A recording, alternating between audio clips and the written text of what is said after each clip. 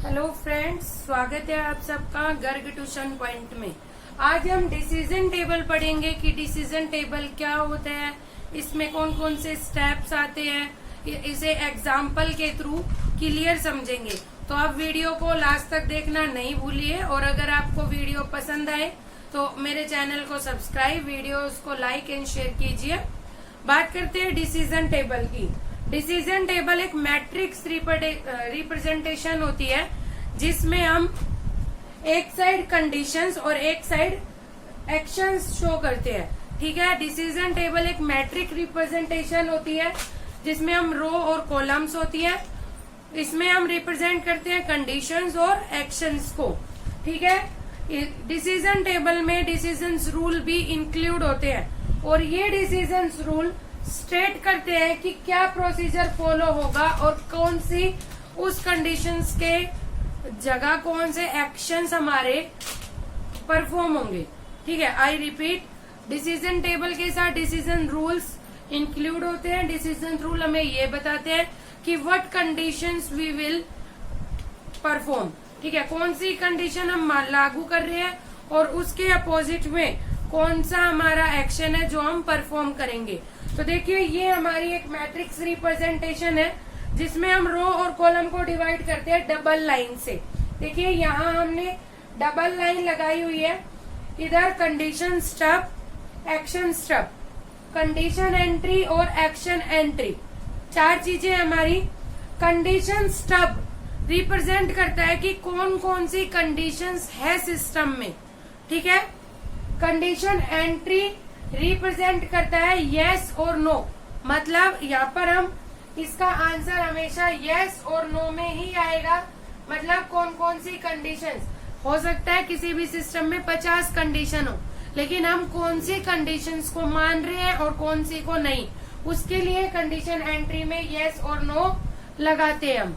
ठीक है, तो कंडीशन स्टब में वो सारी कंडीशंस जो आपकी आ रही है सिस्टम के अंदर, वो सारी कंडीशंस लिखते हैं। कंडीशन एंट्री के अंदर कौन कौन सी कंडीशंस हम परफॉर्म कर रहे हैं, कौन कौन सी नहीं, वो सारी लिखते हैं। एक कंडीशन के साथ कौन कौन से एक्शंस हैं हमारे, वो सारे लिखेंगे, और कौन कौन से एक्शंस हम परफॉर्म कर रहे हैं वो लिखते हैं हम एक्शन एंट्री के अंदर। कंडीशन स्टब में कितनी कंडीशंस है उनकी पूरी लिस्ट, और कंडीशन एंट्री में जो जो हम फॉलो करने वाले हैं अपने सिस्टम में उनके आगे यस और नो। एक्शन स्टब में कौन कौन से एक्शंस हो सकते हैं कंडीशन के साथ में, लेकिन हम कौन कौन से एक्शन कर रहे हैं वो लिखते हैं हम एक्शन एंट्री में। इस सारी चीज को हम एक एग्जांपल के थ्रू समझेंगे, लेकिन पहले हम स्टेप्स पढ़ते हैं कि कौन कौन से स्टेप्स हम फॉलो करते हैं डिसीजन टेबल के अंदर।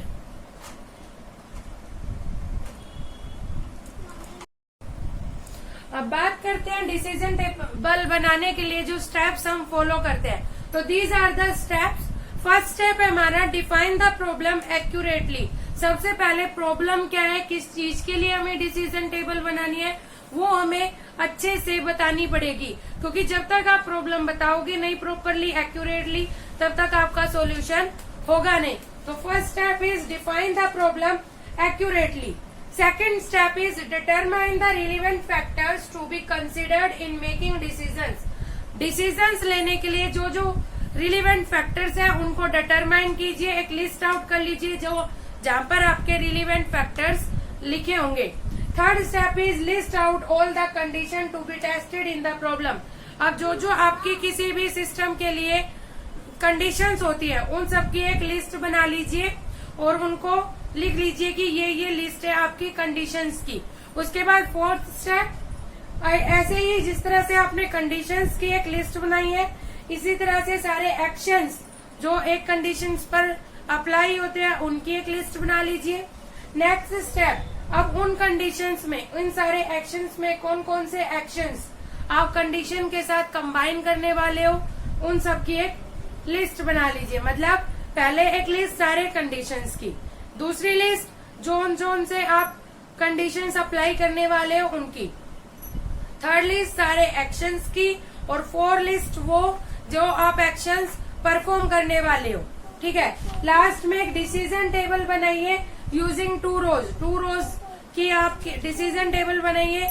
एक रो में कंडीशन स्टब, कंडीशन एंट्री, दूसरी रो में एक्शन स्टब और एक्शन एंट्री। ठीक है, दीज आर द स्टेप्स। अब एक एग्जांपल के थ्रू समझते हैं हम। देखिए फ्रेंड्स, एक्चुअली मेरा बोर्ड छोटा है तो मैं यहाँ पर एग्जाम्पल नहीं लिख रही हूँ, सिर्फ सॉल्यूशन कर रही हूँ। आपको मैं एग्जाम्पल, आपको जो प्रॉब्लम है वो ओरली बताती हूँ, तो ध्यान से समझिए। मान लीजिए कोई बैंक है, कोई भी बैंक है और उसमें अकाउंट ओपन करने की कुछ कंडीशंस है। तो देखिए कंडीशंस क्या है।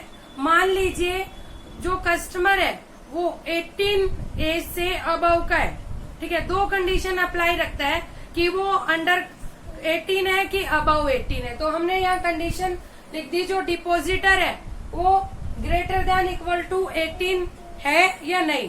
ठीक है, और दूसरी कंडीशन है कि वो डिपॉजिट कितने रुपए करता है, 5000 से बिलो और 5000 से अबव। तो सेकेंड कंडीशन है हमारी deposit greater than equal to 5000। हमने उसकी दोनों कंडीशंस को यहाँ लिख दिया।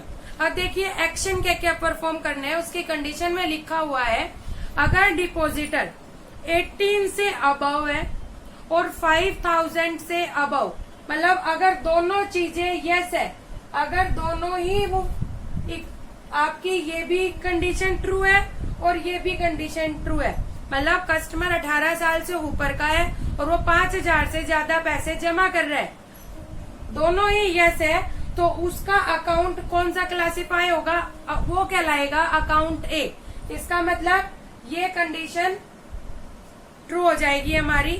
ठीक है, ठीक। इसके बाद दूसरा रूल है, अगर डिपॉजिटर ग्रेटर देन 18 है, ठीक है, और हमारा जो डिपॉजिट हो रही है फीस, अगर डिपॉजिटर 18 एज से अबव है, इसका मतलब अगर ये कंडीशन ट्रू है और वो लेस देन करता है 5000 से जमा, ठीक है, मतलब ये कंडीशन फॉल्स है। मैंने बताया था यहाँ कंडीशन ये है आपकी कंडीशन एंट्री, ये है कंडीशन स्टब। स्टब में आपने दोनों कंडीशन लिख दी। अब कंडीशन एंट्री, कंडीशन एंट्री में सिर्फ यस और नो में हमारा आंसर आता है। अगर ये कंडीशन ट्रू है और सेकंड कंडीशन हमारी फॉल्स है तो वो कहलाएगा क्लासिफाई एज अकाउंट बी। इसका मतलब ये ट्रू और ये बाकी सारी हमारी फॉल्स हो जाएंगी, तो वहां पे आप, ठीक है। तीसरी कंडीशन है हमारी, अगर ये कंडीशन फॉल्स है, इसका मतलब डिपॉजिटर 18 से कम का है लेकिन वो डिपॉजिट करता है 5000 से ज्यादा कैश, तो क्या होगा, वो कहलाएगा क्लासिफाई एज अकाउंट सी। ठीक है। फोर्थ कंडीशन कि अगर ये भी फॉल्स कंडीशन है, मतलब वो 18 एज का भी नहीं है और 5000 भी पे नहीं करता, डिपॉजिट नहीं करता, तो उसका अकाउंट ओपन नहीं होगा। ये बाकी कंडीशंस फॉल्स हो गई। समझ में आया? किसी भी बैंक की 2 कंडीशंस है हमारी कि या तो कस्टमर 18 से अबव होना चाहिए या फिर वो 5000 से ज्यादा डिपॉजिट करता है या नहीं। तो कंडीशन स्टब में हमने दोनों चीजें लिख दी। इसके बाद कंडीशन एंट्री में कि कौन सी कंडीशन ट्रू और कौन सी फॉल्स है। दोनों ट्रू है तो क्या होगा, फर्स्ट वाली ट्रू, सेकंड वाली फॉल्स है तो क्या होगा, फर्स्ट फॉल्स सेकंड ट्रू, और दोनों ही फॉल्स है तो क्या होंगे। इसके लिए हमने एक्शन लिखे हैं, classify as account A, as account B, as account C and don't open a account. अगर दोनों कंडीशन ट्रू है तो वो एज अकाउंट ए कहलाएगा, फर्स्ट वाली ट्रू सेकंड वाली फॉल्स है तो एज अकाउंट बी, अगर फर्स्ट वाली फॉल्स और सेकंड वाली ट्रू है तो एज अकाउंट सी, और अगर दोनों ही फॉल्स है तो डोंट ओपन अ अकाउंट। ठीक है फ्रेंड्स, ये हमारा डिसीजन टेबल का एग्जाम्पल है जहां हमने 2 रोज ली है, 2 रोज को अलग किया है हमने डबल लाइन से, सिर्फ 2 ही रो है, इसमें हमारी 2 कंडीशन है, 4 एक्शन है हमारे। तो आपको समझ में आया डिसीजन टेबल विद एग्जाम्पल।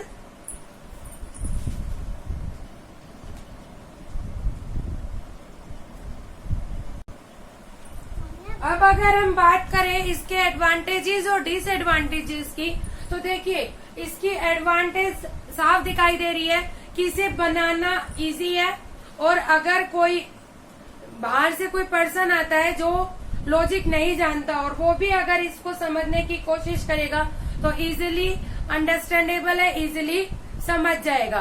और अगर हमें अपने सिस्टम में कंडीशंस और एक्शन में कुछ चेंज करना है, मॉडिफिकेशन करना है, तो इजीली यहाँ पर कंडीशन की एंट्री, यहाँ पर एक्शन की एंट्री करके आप एडिशन और सब्ट्रैक्शन इसमें कर सकते हैं आपका कंडीशंस और एक्शन का। तो इसका मतलब इसे मॉडिफाई करना इजी होता है। एक आपका टेबुलर फॉर्म दी हुई है, आपको सिर्फ इसमें कंडीशन और एक्शंस लिखने हैं, आपको फॉर्मेट बना बनाया है आपका, ठीक है।